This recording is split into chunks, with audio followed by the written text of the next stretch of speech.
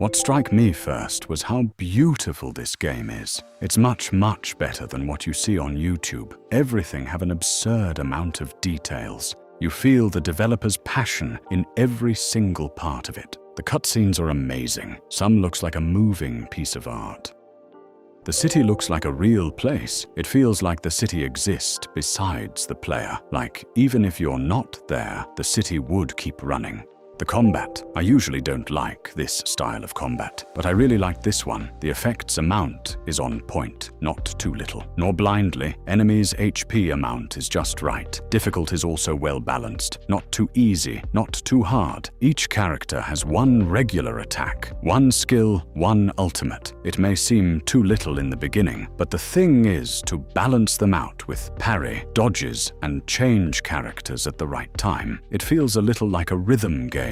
When you do everything right, the combat flows, and the challenge is to maintain yourself in this optimal state. There is a lot of space for custom builds. You have arcs, the Tetris-like buffs, element combinations, and you're allowed to choose the character's dupes buffs on the fly for free. So at 1/6, you can use the 6/6 bonus. I think this is unheard of in the gacha space. Combat is surprisingly a huge win. The story. It's goofy, but it doesn't bother me. It's good taste. Except you. Performance from the second day onwards was good, more about that later. For comparison, it's significantly lighter than the first Descendant to run. The scenery transition. Sometimes you're teleported to another realm with no loading. It's really cool. You can also get inside a building and then jump out of the window. This kind of freedom is very pleasing.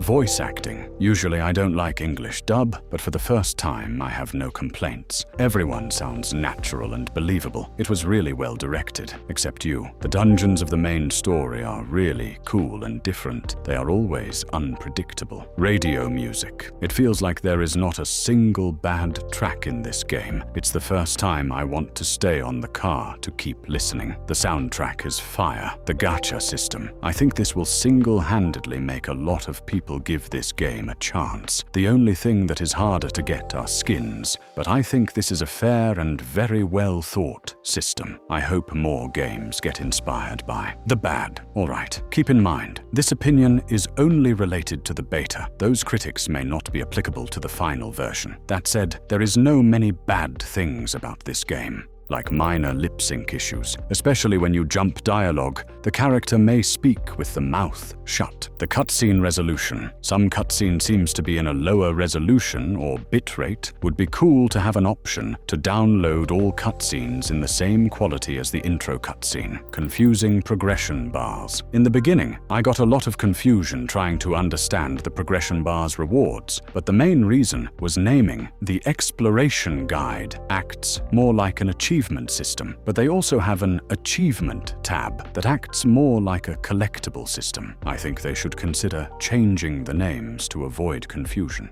Currencies/items. On those progress bars, I get a lot of items that I have no idea what they are for, or if they are good or not. I think they should add a currency panel tutorial. Confusing level system. You have 3 levels. Hunter level unlock features and main quests, city level unlock city activities, and individual character level is for combat. I think they should make this more clear in the beginning. It would avoid a lot of confusion and clutter in the first hours of the game. Weak main quest story. I think it has a lot of potential, but I wish it has more serious bits. Like Gintama anime, 80% goofy, 20% seriousness. Like a little bit of grief. I think it would make we value the goofy part more. Right now, you have cool intro, then 100% goofy. The emotional stacks might be there, but currently the beta only goes up to chapter 3, so let's see.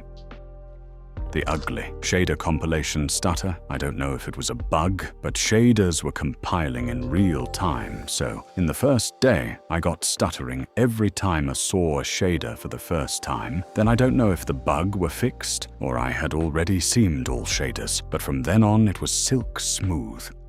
The Tagedo, this mascot wannabe Pokemon, single-handedly drops the story quality in 2 points. It goes from a 7 out of 10 to 5 out of 10 every time he shows up. The character itself is not that bad. He even tries to get a girlfriend. Even I don't have a girlfriend. I don't know if it's the voice or the fact that he repeats his name over and over. But he is extremely annoying. Gladly, there is no Paimon like in this game. There is not a specific character that works like your guide. Instead, you interact with multiple people and learn a bit with each one. The Tagedo himself, you'll only see him a few times. I think it's a much better and refreshing approach. So overall, I think it is a good game. Right now is a 7 out of 10. It can be 8 if they fix the shader pre-compilation and add a bit of more serious bits into the main story. What do you think? Let me know in the comments below.